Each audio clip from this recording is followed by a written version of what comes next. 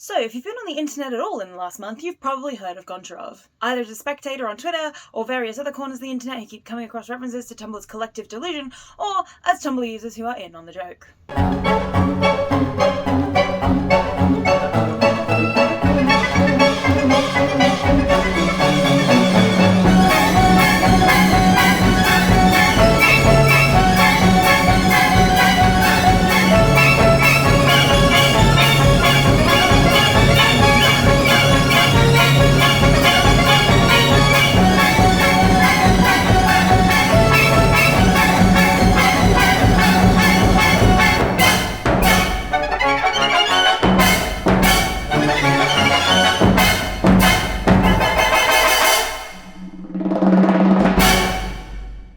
In case you're still somehow out of the loop, in 2020, somebody bought a pair of knockoff shoes that had a label on them that claimed Goncharov, produced by Martin Scorsese, was the greatest mafia film ever made. In August of that same year, somebody responded to that post with, "This idiot hasn't seen Goncharov," because those are the kinds of sarcastic in-jokes that do well on Tumblr. And somebody else screenshotted that comment and posted it in a reblog, because Tumblr's system of peer review is unparalleled. I remember seeing the post over a year ago and laughing at it at the time. I might have even reblogged it back then, but nobody could have predicted the sudden turn this would take this year. On October 25th, 2022, Dog Suffrage pointed out that the tag was a badly printed reference to Gomorrah, a 2008 Italian film, which was produced by Domenico Procaci and was directed by Matteo Garrone, and which Martin Scorsese endorsed. This post seemed to have somewhat revived the original meme, enough that it went into circulation on the site again, which is what eventually kicked off the chaos that followed. A few weeks after that, somebody on Twitter posted some AI-generated stills from the film, and a week after that, on November 10th, Tumblr user Beelzebub posted a fan-made poster for Goncharov, the 1973 hit mafia film by Martin Scorsese. This post got over 30,000 notes in just 3 days, and seems to have been the main catalyst for the barrage of posts that followed. A reference on Tumblr, 30,000 notes is like a really good thing. Like, we're not doing Twitter numbers, but like, that's good. A week later, Castine Prosper made a gift set with fake scenes from the film, which gained 24,000 notes in 2 days. It was picking up speed. Following these two, people spontaneously started creating fan works of their own. Art, gift sets, and even referencing scenes from the film, some going so far as to write fake meta for the possible homoerotic subtext in certain pivotal scenes. And then it was really on, because if there's one thing Tumblr will latch onto, it's homoerotic subtext. It became a site-wide creative writing project in a matter of days, as users collectively collaged together the plot of the film, developed the characters, and even wrote metas on the themes and imagery used and what the double meanings could be. Fan art was popping up everywhere, gift sets were flying around, and even the people who weren't directly involved in it were commenting on it. On the 20th of November, multiple posts went viral on Tumblr, with Goncharov trending number 1 and Martin Scorsese trending number 2 on the site. And posts about the fake film being practically unavoidable, no matter what fandoms or otherwise you use the site for. Somebody wrote a score for the thing, which slaps, by the way.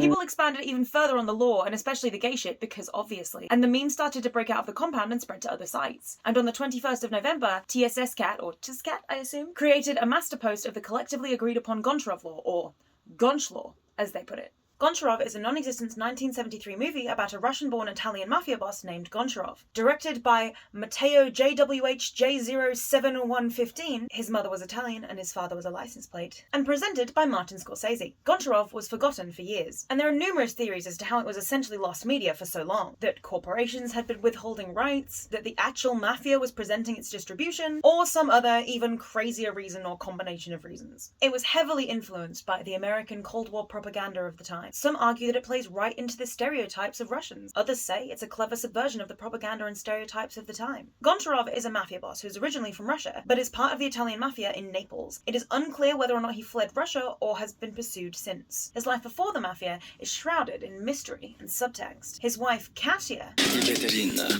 Petrovna Zamolodchikova. Your dad just calls me Katya.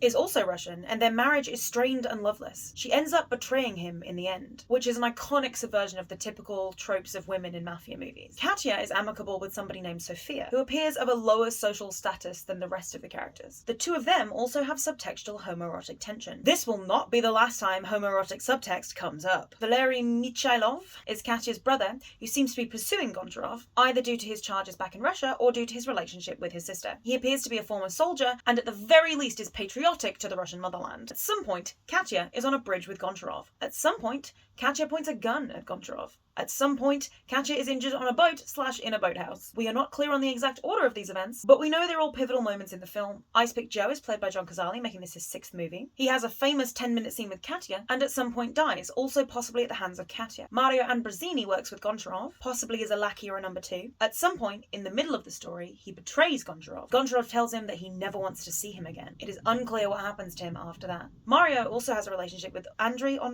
that some have described as fascinating. It's unclear how. There is a clock motif in Goncharov, and a general theme regarding running out of time before death. There are a few characters who seem at the very least subconsciously aware of the fact that they have little time until their deaths. The film also deals with the theme of fate, and of death and tragedy being an inevitable thing for these characters. Goncharov has subtextual homoerotic tension with someone named Andrey. Andrey is Goncharov's old friend / best friend / enemy / nemesis / competitor. There is at least one previous instance of one of them trying to kill the other. This homoerotic subtext has become the driving force of the fandom on Tumblr over the week this movie dominated the site. And there are numerous meta-essays written about the tiny moments between the two of them throughout the film that are loaded with subtext, and sometimes actual text, that supports the fact that these two men have feelings for each other, although the film itself never concludes what those feelings are, which allows the audience to come up with their own conclusion. Most of us have concluded that it's gay. Goncharov dies at the end of the movie due to someone's betrayal. That's all the details that I have at the time of writing this. I'm sure there will be hundreds more by the time this video actually comes out, so I've linked a bunch of posts down below that have references to the plot and characters and subtext of this movie. Oh, also, there are talks of a Goncharov 2 or a remake somewhere down the line. Yeah, we all participated in a Mass Hysteria. It was a real riot. Gorchinsky was, man, she got fucked up.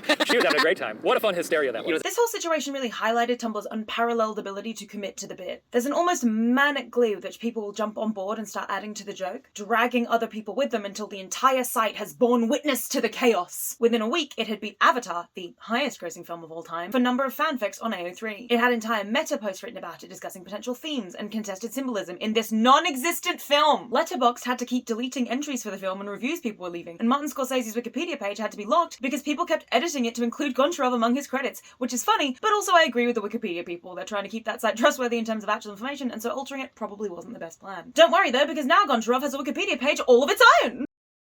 However, some people definitely took it too far. Neil Gaiman got absolutely inundated with asks about it and was spammed so much he understandably became quite irritated at it all. If you're bothering one of the icons of the site so much that even he won't go along with the joke, that's a bit too far, lads. Not to mention the constant arguments being had about tagging. A lot of people, when posting about Goncharov, are refusing to tag it with unreality. And this is important because, unsurprisingly, there are a lot of mentally ill people on the site, me included, and some of those people have mental illnesses that make them lose grip on reality. So, to create a site-wide meme that involves pretending something isn't real is real, there has to be some consideration shown. The easiest way to do this is by tagging your posts about it with unreality, because that's the commonly accepted tag on Tumblr for situations like this. The etiquette of tagging properly has always been a big thing on Tumblr. But it seems like lately, especially with the number of new users this year, people just aren't aware of the rules, or don't care enough to follow them. I know I brought this up last time, but oh my god, please learn how Tumblr's tagging system works before you get here. It's very simple. Tagging is Tumblr's best feature because it enables people to find like-minded people, or to filter out content they don't want to see. Sure, things slip through the cracks every now and then, but the more comprehensively you tag something, the easier it is to navigate the site. But a lot of people complaining about having to tag Goncharov as unreality because it ruins the joke to keep pointing out that it's not real. Mate. Tagging something as unreality doesn't ruin the joke because the joke is that it's not real. Also, the whole point of the bit in the first place is that we're all pretending to know this film. And in order for that kind of bit to work, you need as many people on board with the farce as possible. So why would you not want to bring other people in on it? Sure, we can make the site inaccessible to Twitter users who don't understand what's going on, but these are people on Tumblr. These are the fellow little guys in the trenches with you. Why wouldn't you do this one simple thing to help them along? Tagging something takes 5 seconds max. And sure, that's 5 seconds a post that you could be using elsewhere, like posting other Goncharov memes, but not tagging it weird as that might actually ruin somebody's day, or even worsen their mental state. And why would you not want to avoid that? Pointing out that it's all fake isn't going to hinder the meme's effectiveness or slow down its progression through the site, because Tumblr is the ideal breeding ground for this kind of shit, regardless of how many times you undermine or over-explain the joke. And here's where I want to talk about memes. As I mentioned in my previous video about Tumblr, it's more of an ecosystem. Actually, this post puts it best. Memes that gain popularity on Tumblr aren't generally the standard funny line bottom text memes like on Twitter or Facebook, although these do exist, and I can't even count the number of iconic Tumblr posts that have been stolen credit-free by people on TikTok or Twitter who then went viral. At least when we post tweets onto Tumblr, we do it with screenshots so some semblance of credit is in place. What's yours excuse? The kinds of memes that gain popularity on Tumblr are the "there are perks to being a marine biologist" meme, which started as a fairly serious conversation and has evolved into pretty much any time someone talks about a cool experience they had with a fish. Or the collective site-wide understanding that sharks are smooth and that we should mention that whenever sharks show up on the dash. As my friend Abby pointed out, my most popular post that is not a gift set is a meme that I made in the height of the what in tarnation craze 10 minutes after leaving a digital media studies class discussing what makes memes popular. I don't remember everything, but one of the factors was variation replicability, i.e. how easy it is to join and create deviations of the core meme that still have the same essence of the original and are still recognizable as a part of the original joke itself. It's why memes on Twitter tend to die off faster, even before Musk, because there's less creative maneuverability to work with when the memes are just slapping the same text over different photos. There's a post floating around about Tumblr content being fun to engage with versus other sites feeding you material that is funny for consumption, and I think that sums it up perfectly. Tumblr doesn't just want you to share the meme, they need you to participate in it in order for it to truly thrive, which is how we've ended up with so many site-wide inside jokes. And some of them do occasionally escape captivity, like Spider's Georg, but for the most part they stay on Tumblr because they're relatively niche. So many of the Tumblr memes in circulation require a base knowledge of something that goes back to the origin of the meme, which could be years ago. It's not like Twitter where Bean Dad is infamous for a week and then largely fades out of public consciousness. Admit it, you totally forgot about Bean Dad until I brought him up just then, didn't you? We don't have a collective international reference system for Bean Dad, an in-joke about it that we can all bring up as shorthand for that week and laugh. We basically have to make a direct reference to it to bring it into the conversation, unlike the smoothness of sharks, which I can bring up every time I see a shark without needing to reference the original post and know full well that people who are in the know will get it. Which is ironic, because the original thread on Tumblr that started the shark thing was a Twitter thread of this person arguing with people on Twitter and doubling down, and people on Twitter getting increasingly angry and not getting that this person was trolling them. I'm not sure it made that much of a mark on Twitter, but it made a huge impact on Tumblr. Massive. It is a site-wide phenomenon now. As my friend Mira said, Tumblr has a culture so baked with inside jokes you can't avoid it even in the current day with how it's evolved. The memes and jokes are different, one might even say less cringe because they feel current, though who knows the state of their cringe in the future looking back. But the culture of inside joke has never gone away, and its roots are that super look, I stole my shoelaces from the president, colour of the sky, this fedora changed my personality thing. There's something there about the inside jokes being both an extremely joyful process that gives you an intimate feeling of connection with people, even when this many people are in on the joke, like with GONCHAROV, but also a weird contradiction that something can make a person feel so included is also exclusionary. People are so happy to be on the inside of the joke, but there must be people outside of it. On the first day of Gonch memeing, I was very thankful to have multiple explanation posts pop up on my dash telling me what it was so I could join the fun. Tumblr as a platform, maybe to a fault, is very baked in culture that can be hard to learn, as we talked about earlier, but it's also that way with its humour, which is maybe a slightly childish or youthful thing. When I was in middle school, me and my best friend had so many inside jokes, it was our whole thing. We wrote them down at one point and it was pages long, but it made us happy and giggle. But when we were with other friends, the jokes still came out, and it must have been so annoying because any little thing could trigger one of our jokes and suddenly the other person was unintentionally on the outside of the loop. Years later, we found the list and could not decipher most of our own inside jokes. We had forgotten and we were on the outside of our own loop. Tumblr is that kind of humour as a website, but with a collective memory that will never forget the joke. The joke may go out of fashion, but someone will remember it fondly. Which contributes to the feeling on Twitter that Tumblr is weird and cringe and other.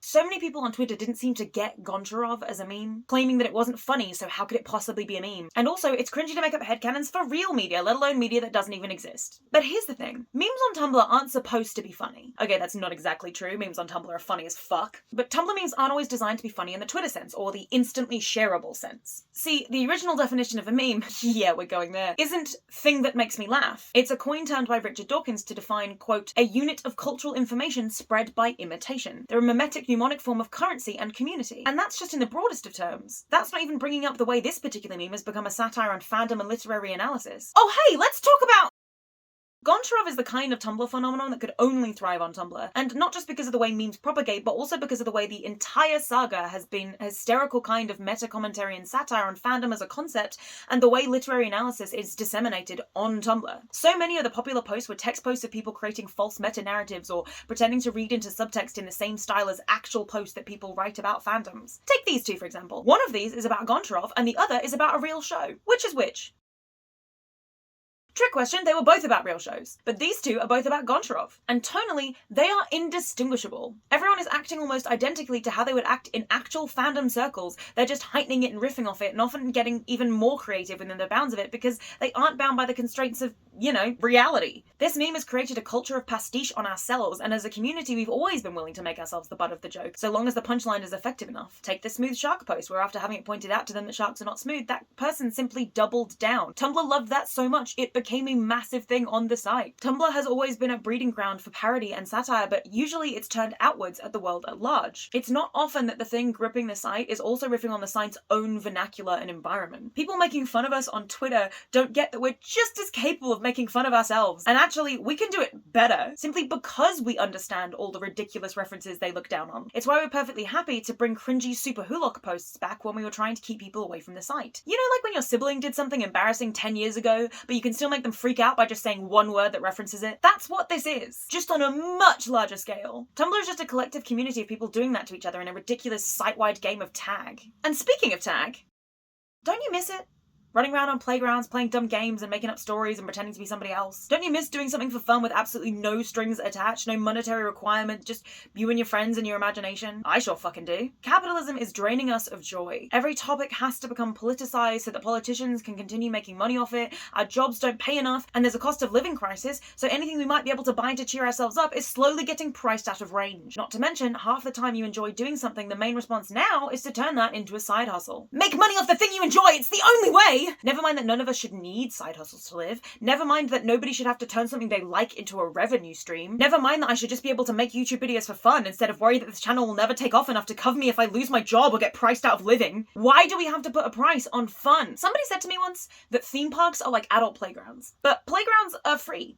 And I know that the price of theme park ticket covers ride maintenance and a whole host of other things, and I love theme parks, but they're not adult playgrounds. In a playground, you don't spend half the day standing in queues or debating which food you can afford between rides. In playgrounds, you make friends when you try and climb up the slide at the same time as somebody else. You run around like a maniac and do the same activity 50 times, and start role-playing with your friends, and maybe even drag strangers in who will have a blast with you on that one day and then you'll never see again. Theme parks aren't adult playgrounds. Tumblr is. Not literally, obviously, and I still recommend going out to an actual climbing frame every now and then and just pretending we don't live in an oppressive capitalist system for half an hour. But in terms of the imaginative, silly part, Tumblr is a great font for that kind of play as an adult. It's free, it's international, and it's full of like-minded people. But Goncharov really turned that up to 11. We bumped into strangers at the slide and told them our little story, and suddenly the whole playground was in on it, making up their own pieces and keeping the fun train going. Goncharov ignited that fire in so many people, and it was a beautiful thing to see. Sure, it might seem cringe to people on Twitter. Hell, it might seem cringe to us a few years down the line. But that's because we loved it, because it was earnest, because it was for nothing else but joy and collective delusion. The thing about humans is that sometimes we just need a little project. Not for work or money or responsibility, but as an escape, as something to do that isn't connected to anything else we're doing.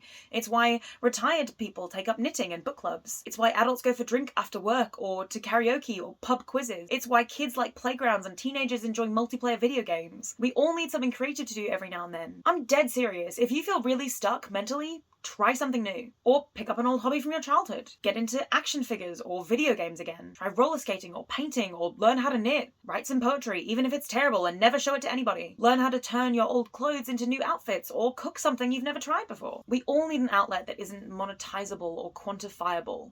We all need creativity under capitalism. We can't let go of imagination, and we shouldn't be expected to. Like Goncharov had to escape Russia to become a mafia boss, you have to escape the confines of daily existence every now and then if you want to get through this life. You have to break free and run, even if your wife's shady government bootlicking brother is on your tail, and your rival/lover is in the way. Ignore that suspiciously symbolic clock and just get out there and invest yourself in something fun, even if only you care about it. Do it for Goncharov. До свидания.